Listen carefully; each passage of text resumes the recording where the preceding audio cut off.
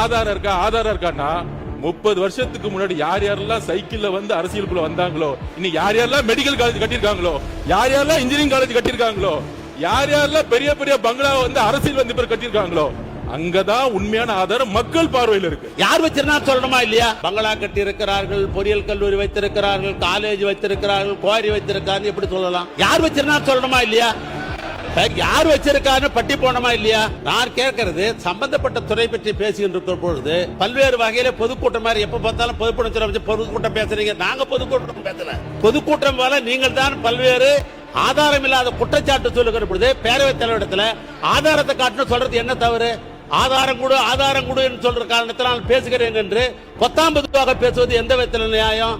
ஆனால் சட்டப்பேரவை என்பது நான் மீண்டும் சொல்லுகிறேன், ஏற்கனவே தொடர்ந்து ஆதாரம் இருந்தால் என்று உங்கள்கிட்ட காட்டிட்டு பேசணும்னு சொல்லியிருக்கிறோம் நாங்க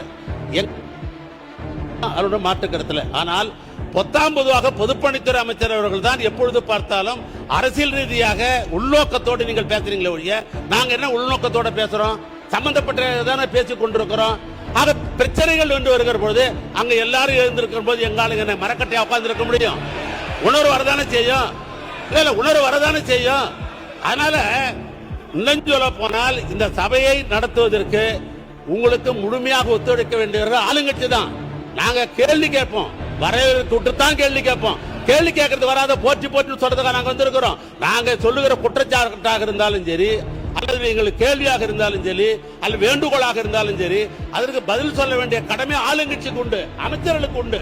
ஆனா கட்டுப்பாடு அவளுக்கு இன்னும் மிகவும் தேவை. அதை விட்டுட்டு கட்டுப்பாடு இல்லாம நீங்க 19 நீங்க பேசிட்டு எங்க மேல குற்றச்சாட்டு வைக்கிறது எந்த விதத்துல நியாயம்? நான் கேட்கிறேன்.